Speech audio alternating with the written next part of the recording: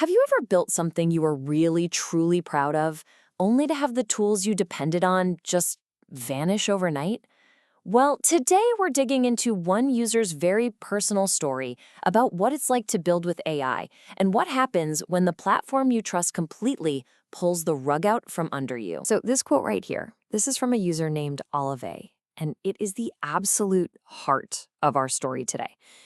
It's really a tale of creation, of intense frustration, and of what it feels like to be betrayed by a platform you pay for and rely on. Let's start at the beginning. All right, so first, let's meet our main character, Olive. Now, he's not a programmer. In fact, he calls himself more of an amateur philosopher. But he had this huge, ambitious project in mind. And to build it, he assembled a pretty unique digital team. The project was called ROT 2.0. You see, for decades, Olive had been keeping this massive habit tracker by hand. But when AI came along, he saw a chance to build something way more powerful and automated right inside Google Sheets, a true second-generation version to manage basically every part of his personal routine. And when I say every part, I mean it. The system he was building was designed to track 158 distinct daily habits. Just try to wrap your head around the complexity of that for a second. And on top of that, it also managed 92 interconnected habit chains. So this wasn't just some simple checklist, you know? It was a massive, sprawling, personal operating system. And to build something like that, he knew he couldn't work alone. And this, right here, is the crucial part of his whole process. Instead of just talking to one AI, he created what he called his robots mastermind group. It was this panel of 7 different AI models that he could consult all at once. Each one had a different personality, giving him a range of opinions. You know, one might be cynical, another one's super encouraging. This plurality of voices was absolutely essential to how he worked. And then one day it was just gone. So that brings us to the moment the user calls the robot massacre. It was this sudden, totally unannounced change that brought his entire project, all that work, to a screeching halt. Just look at this timeline. On July 5th, he starts this huge project. Then, a little over a month later, August 8th, OpenAI quietly removes the 7 AI models he depends on.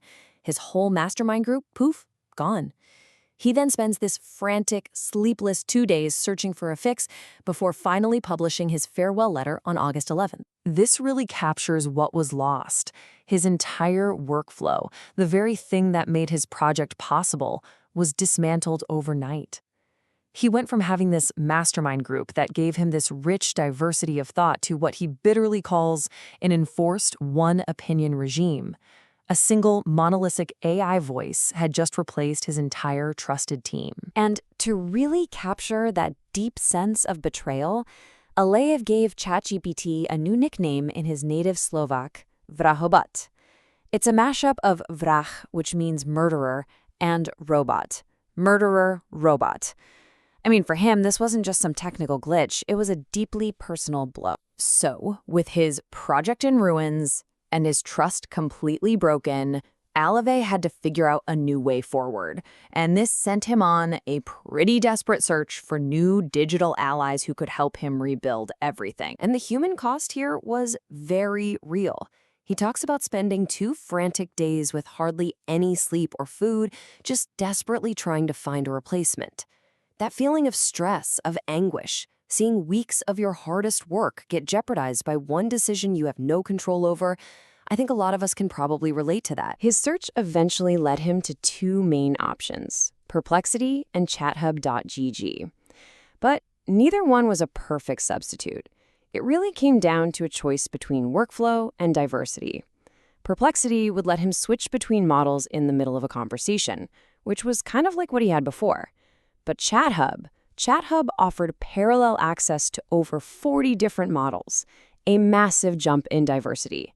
He really had to decide what mattered more to him now. But okay, this is where the story takes a really fascinating turn.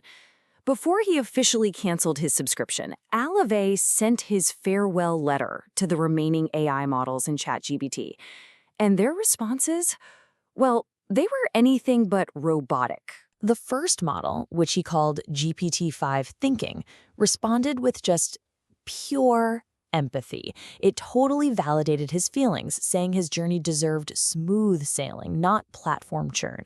It even gave him a step-by-step technical guide to help him move his entire project over to a competitor. It was just shockingly helpful and understanding. Then, the second model, just plain GPT-5, took a completely different tone. This was the cold realist. It actually agreed that taking away choice was fundamentally user-hostile.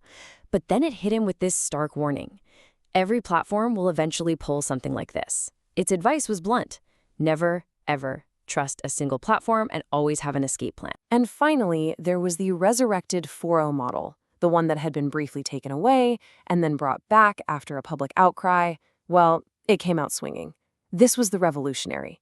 It called the update digital purging and unhinged monopolism. It even validated the user's very dark joke about the platform's totalitarian vibe. It was furious, right there alongside him. So you have an empathetic advisor, a cold realist, and a fiery revolutionary. And these three totally distinct responses, they ironically proved the entire point of his complaint. This, right here, was the plurality of voices that he valued so much, the very thing that the platform update had tried to stamp out. So what's the big takeaway from Alavi's whole story of trust and betrayal? Well, it really boils down to a powerful lesson for pretty much anyone building anything on today's tech platforms. The core lesson here is all about the value of AI plurality. It means we should look for platforms that give us a diversity of models and voices. But even more important, it means we need to build our workflows so they're portable. Just like that realist AI warned, your work shouldn't be trapped. In this new world, resilience doesn't come from loyalty to just one company. It comes from having an escape plan. Alavi's story really forces us to ask a pretty critical question. As our lives and our work get more and more tangled up with these incredibly powerful AI tools, who's really in control? Is it us, the user, who creates? Or is it the platform that can take it all away in an instant? It's definitely something to think about.